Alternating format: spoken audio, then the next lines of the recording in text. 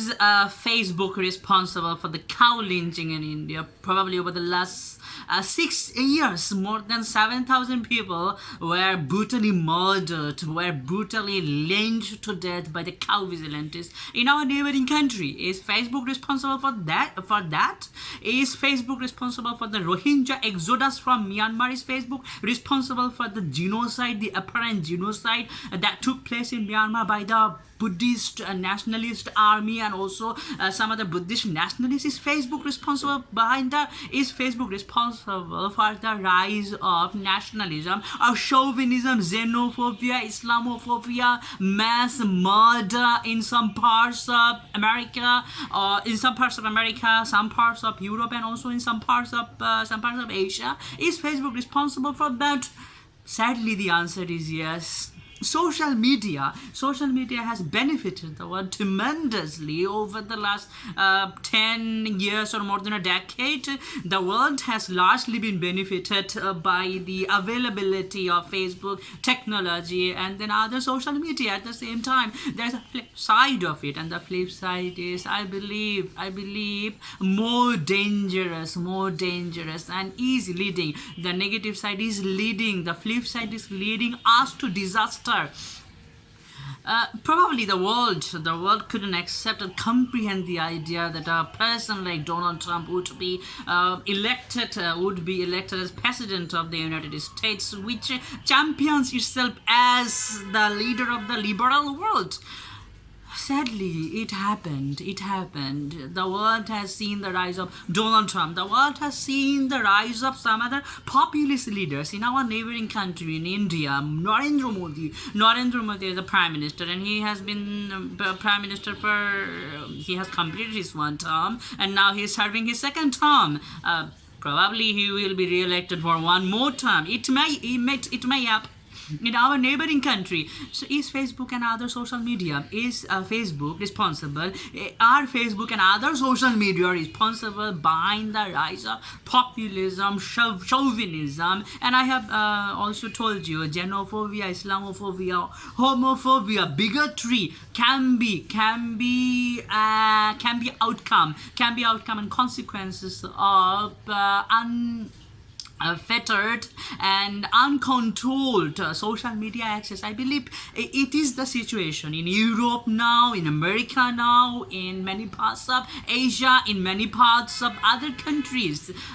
Definitely, and I'm really very worried. If you post something, and if you see a post, from a newspaper, for example Pratham Alu, or for example Daily Star, if you see the comments, if you read the comments, you will see the comment section is full of negative comments, hateful comments. If you read Times of India, if you read other international news media, for example Washington Post, or if you read BBC, and if you just look at the comment sections, probably it is on Facebook or probably it is on YouTube. If you read the comment sections, you will see the comment sections are full of hateful comments, full of bigotry, xenophobia, racism.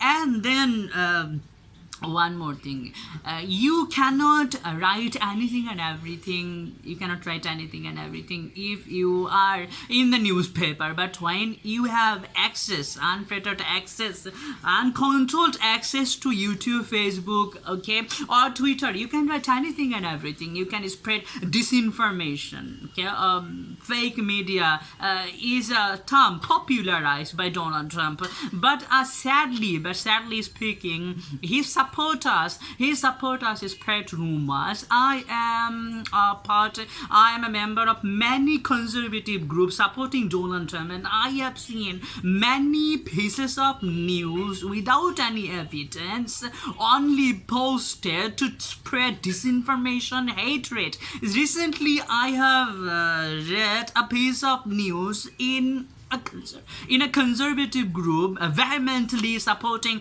Donald Trump, where the news says all the mass murders in the USA over the last 4 decades were carried out by Democrats. I have seen that, and I have read news. I have read news in many conservative groups saying Barack Obama, American ex-president of America, Barack Obama is a demon. Hillary Clinton is a demon. This is the situation of social media. If you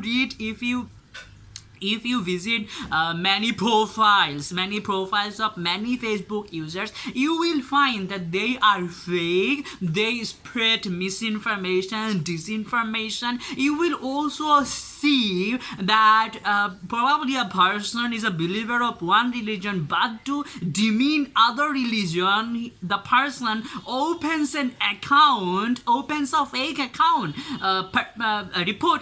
saying that he is or she is a believer of another religion. These are facts. These are not my propaganda. These are facts. This is the situation right now in the world, where social media is creating more chaos and more troubles and problems than the good the social media is doing to the world. It is a fact, and we have to be aware of it. I believe the world has recognized to some extent that social media, uncontrolled social media access, may not be in the best interest of the people of the world. Many nations, many leaders in Europe, also in our country, are calling for greater vetting and greater control over internet, over social media, and I think it's something good. I believe a couple of months ago, I believe our prime minister or a minister or her minister said that social media, especially Facebook, is not something that is doing good to our country. The person was definitely right, and I want to tell it one more time that social media has become a problem, and we have to raise our voice. We have to tell it. We have to write more and more, asking the government to create a mechanism where we could easily trace out the people who spread disinformation, who spread rumor, and who create chaos in the country. It is high time we took concerted efforts to control the spread of disinformation, bigotry, and also racism on social media, especially on Facebook, Twitter, YouTube, and other social media. And I believe we cannot let social media to become a Frankenstein. We know what Frankenstein is, right? Okay, we know it. If social media has become a monster, many people in the Western world have already told and have already voiced their concerns that social media is becoming a monster. We need to control it. Otherwise, the Bangladesh will face the same situation prevalent in India, where lynching is very common. Cow vigilantes are supported by the state apparatus. And also one more thing.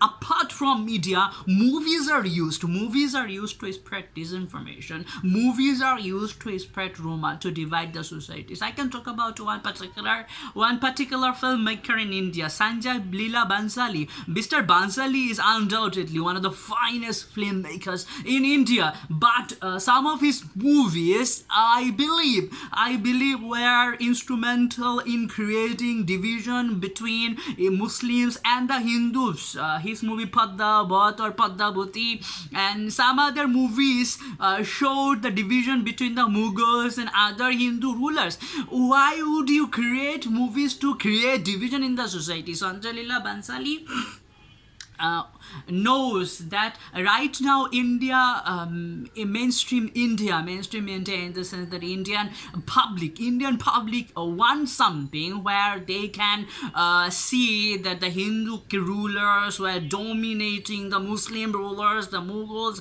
and the Mughals were being punished by the Hindu rulers. These are the things right now public want, public desire. Sanjay Leela Bhansali could have done something different. He could have made a movie,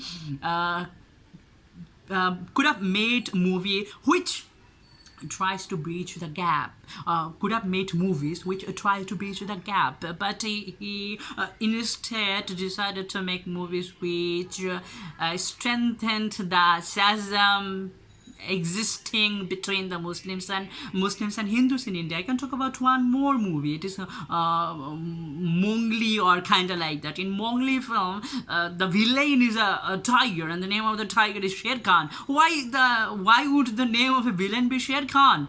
To show that the Sher Khan is a Muslim name and the Muslims are villains. To show these are the things we need to denounce strongly, and we need to raise our voice to denounce this. We need to write more and more. We need to talk about it more and more, so that the authority becomes aware of the magnitude of the problem. Social media has become a monster in the world. We need to talk about it, and we need to raise our voice against it. Thank you for listening to me.